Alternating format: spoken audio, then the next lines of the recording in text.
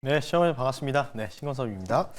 자, 오늘 국내 증시는 조금은 초반에 부진한 모습을 좀 보이다가 좀 말아 올렸죠. 코스피 증시도 플러스 나고요, 코스닥도 플러스 나는데 어쨌든 오늘 좀 특이했던 건 그 바이오들이 특히 시가총액 상위 종목인 바이오들이 좀 무너지면서 이 수급들이 2차 전지, 특히 코스닥 배터리 쪽으로 향하는 모습들이 좀 나왔습니다.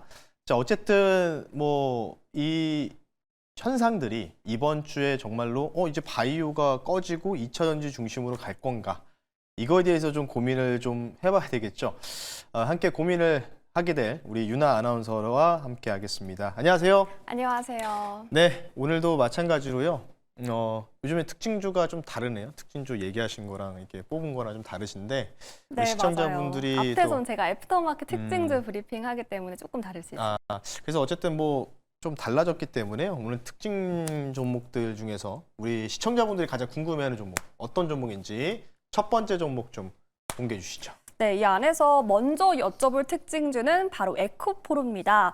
오늘 2차 전지가 시장의 주인공이었고도 그 안에서 에코프로 그룹주가 주목을 받았는데 네. 오늘 LG 에너지솔루션 관련한 호재도 있고 또 알테오전이 이제 코스피로 이전이 된다면 에코프로 그룹주가 이제 시총 1위를 차지하게 된다라는 모멘텀 작용하고 있습니다. 네. 계속 상승하고 있는데 이 상승 모멘텀 언제까지 이어진다고 보실까요? 뭐 2차 전지야 뭐 제가 일주일에 한 번씩 시간서 타임에서도 계속해서 말씀드렸지만은 잘 지고 가셔야 된다라고 계속 많이 강조드렸고요. 가장 이제 왜 2차 전지가 움직일까? 왜 2차 전지가 다시 또 움직이는 것인가에 대해서 우리가 좀 생각을 좀 해볼 필요가 있을 것 같아요. 지금 움직이는 원인들이 한번 차트 보면서 말씀 한번 드려볼 수 있도록 할게요. 자, 워낙 또 23년도에 많이 빠졌었고 고점 치고 많이 빠졌죠. 그래서 사실 이제 길게 보면은 와, 엄청나죠. 이때 23년도 7월 달에 에코프로 고점이 30만 원이었는데 실질적으로는 이제 종가 기준 한 25만 원이 고점이거든요. 실질적으로는 이때는 이제 거래량 터지면서 휙 올랐다가 휙 내려왔던 부분이 있으니까 그 상황에서 지금 거의 지금 저점에서 이제서야 한 대략적으로 한 23% 정도 올라온 거거든요. 23% 좀 넘게 25% 정도 올라왔는데 자, 그러니까 지금 기존에 요 자리 이런 자리에서 이제 물리신 분들이 많아요. 네. 자, 근데 그런 분들은 포기하지 말고 좀 이제 쉽게 얘기해서 이건 제 의견이지만 월급을 받으신다. 그러면 한 10% 정도는 계속해서 마이너스 나는 날에는 계속해서 매수하셔서 단가를 좀 낮추셔라. 계속 네. 지속적으로. 왜냐하면 결국 수익을 보실 수밖에 없는 구조가 펼쳐지고 있거든요. 오늘 2차 전지의 에코프로가 대장 역할을 했던 거는 두 가지입니다. 첫 번째는요. UBS 증권에서 골드만삭스에 더불어서 리튬 쇼티지가 상반기뿐만 아니라 내년 하반기까지 지속될 가능성이 높다. 두 번째는 뭐냐? 앞서 우리 윤 아나운서가 잘 설명해 줬죠. 알테오젠이 빠지면서 알테오젠 이전 상장 결의하면서 엑시트가 되면서 어떻게 되죠? 코스피 쪽으로 옮기잖아요. 그러니까 2위인 에코프로 쪽으로 이 자금들이 좀 매기가 좀 쏠릴 것이다. 이런 부분인데 근데 사실 이거 지금 주가 올라간 거 여기서 올라간 거 뭐 때문에 올라갔냐? 데이터 센터 관련된 ESS 대형 배터리 관련된 이제 그 수요가 증가할 것이다라면서 이제 올라간 거고 당연히 이제 에코프로 같은 경우에는 양극재에 특화된 기업이니까 거의 뭐 독보적이잖아요. 그리고 CATL 옆에 헝가리 공장 옆에 에코프로 BM의 공장도 있다 보니까 지주사 교육도 지수 개혁도 하고 그러니까 에코프로 올라가고 에코프로 BM도 덩달아서 같이 이렇게 사이좋게 비슷하게 올라왔다 이렇게 좀 보면 되는데. 에코프로가 일단은 지금 대장이죠. 네. 많이 올라간 종목이 대장인 거예요. 항상 대장은 상승률이. 그러니까 오늘의 대장은 에코프로. 그렇기 때문에 근데 최근에 보시면 이게 에코프로가 저점에서 올라왔을 때 이전에도 이제 한 달 조정 받았거든요. 한 달 가격 조정 받고 이렇게 점핑을 하는 거거든요. 이때도 에코프로가 이 정도에서 더 이상 추가적으로 못 올라갈 때 어떤 게 갔었냐? 에코프로 BM이 키 맞추기로 올라오고요. 네. 그다음에 하이니켈 쪽인 LNF가 이렇게 더 쏴버렸어요.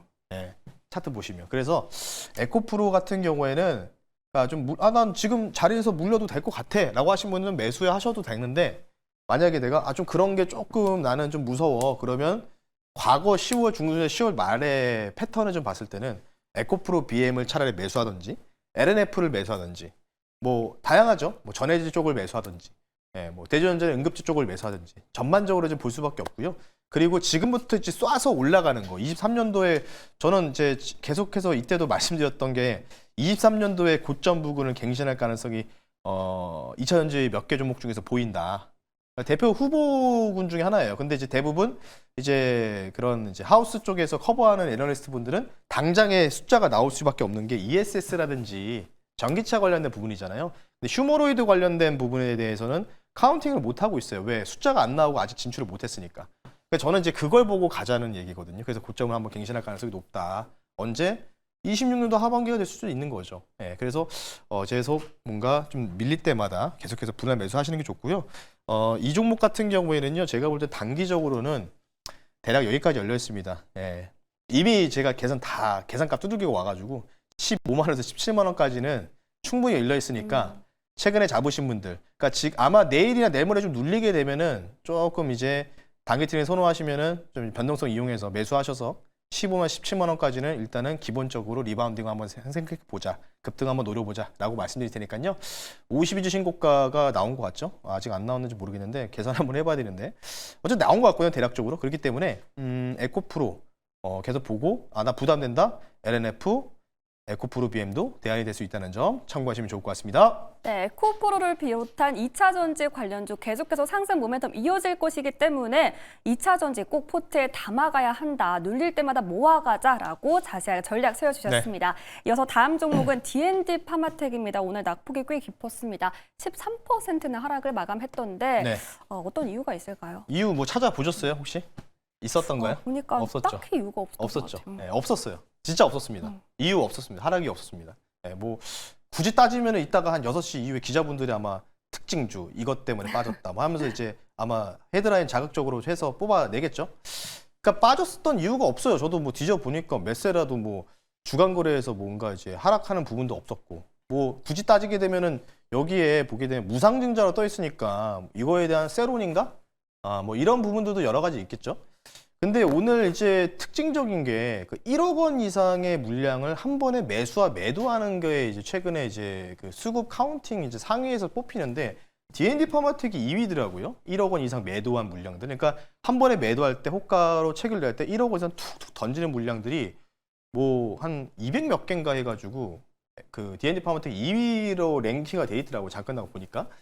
그러니까 어쨌든 이제 뭔가 이제 메이저들이 약간 좀 이제 의도적으로 좀 매도세를 유발하면서 약간 좀 패닉 셀링을 좀 불리지 않았나. 자, 이렇게 보게 되면은 정말 오늘 많이 빠졌죠. D&D 파마텍도 많이 빠졌고, 뭐 이 종목뿐만 아니라 갑자기 생각 안 나지만은 신규 상장주 에인드 바이오도 ADC 관련된 에인드 바이오도 15% 빠지고요. 전반적으로 바이오들이 ABL 바이오를 제외하고는 잘 버텼지만은 뭐 펩토론도 많이 급락 나고 기본 다 5% 빠졌습니다. 에이프릴 바이오도 마찬가지고 다 빠졌기 때문에 단순한 이제 수급의 이제 균형점이 조금 깨졌다, 조각이. 이렇게 좀 평가를 하고 싶고요. 이때를 좀 주목하실 필요가 있을 것 같아요. 자, 제가 한번 차트 보면서 말씀드리면 어쨌든 지금 빠진 이유가 없기 때문에 그럼 우리가 과거 패턴들을 봐야 되는데 이때 당시에 대부분 D&D 파마텍뿐만 아니라 ABL 바이오도 그렇고 뭐 펩트론도 그렇고 전반적으로 이때가 10월 달이거든요. 이 10월 달 때 10월 첫째 주부터 바이오가 그냥 아무 이유 없이 그냥 툭툭툭 밀렸었습니다. 근데 이유가 없었어요. 굳이. 그리고 나서 이제 근데 이때 당시에 주도주가 뭐였는지 아세요? 배터리였어요. 2차전지. 그러니까 뭐죠? 시속 게임으로 좀 볼 수가 있는 거죠. 네. 한쪽이 올라가면 한쪽이 빈 공간을 채워주고 약간 이런 패턴이라 보시면 좋을 것 같기 때문에 이게 다시 전개될 거냐? 아무도 모르죠. 아무도 모를 수밖에 없겠죠. 저도 모릅니다. 그렇기 때문에 아마 내일 정도에 만약에 리바운딩이 강하게 나오지 않는다. 오늘 13% 급락 나왔으면 최소한 못해도 이 하락분에서 대부분 바이오가 절반 이상은 메꿔줘야 되거든요. 이 하락의 절반 정도는 메꿔주는 흐통대. 그러니까 대략적으로 내일이나 내일 모레 정도에는 D&D 파마텍이 최소 못해도 88,000원까지 리바운딩이 나와줘야 돼요. 요 가운데까지. 근데 안 나온다. 그러면 이 종목은 비슷하게 과거에 제가 여기서 그어드렸잖아요. 주황색 주황색 사이즈로 제가 옆에 공간 그려드렸는데 이렇게 반등 없이 툭툭툭툭 밀릴 수도 있다는 점. 그럼 결국 뭘까요? 수급의 매기가 코스닥 상위에서 2차전지 상위 쪽으로만 몰린다. 그러니까 이게 지금 과거 패턴과 동일하게 학습 효과로 진행될 가능성이 높다는 거기 때문에 D&D 파마텍이라든지 전반적인 바이오들, 예를 들어서 내 종목 바이오가 오늘 6% 빠졌어. 5% 빠졌으면은 최선부터 내일 뭐죠? 절반 정도는 되돌림, 3% 정도의 내외에 반등이 나와줘야지만 그래도 왔다 갔다 하면서 시속 게임 하면서 올라갈 수 있겠구나 생각하실 필요가 있고요. 그리고 이번 주 말 정도나 다음 주 월요일이면 금융위에서 아마 코스닥 관련된 활성화 대책이라든지 이 부분에 대해서 초안이 아마 나올 거예요. 네. 그 내용을 좀 보고 우리가 좀 가야 되지 않을까 싶기 때문에 어쨌든 조정이 가격 조정으로 전개됐었고 저라면 뭔가 물타기나 매수는 저 같은 경우에는 기술적으로 한 7만 8천 원 정도 자리가 딱 옵니다. 7만 7천, 7만 8천 정도 자리가 오면은 여기서는 적극적으로 우리가 매수해도 되지 않을까 싶기 때문에 가격 전략 여러분들 참고하시면 좋을 것 같습니다. 네, 이렇게 자세한 가격 전략까지 세워주셨습니다. 이렇게 국내 주식 살펴봤으면 이제는 미국 주식 살펴보도록 하겠는데요. 네, 지난주 뉴욕 증시 모두 다 상승 마감했습니다. M7 기업에서는 악재가 있었던 엔비디아 그리고 애플 제외하고 모두 다 상승을 했죠. 네. 시청자분들이 정말 많은 관심을 가지고 있을 종목 바로 구글 그리고 알파벳인 것 같습니다. 네.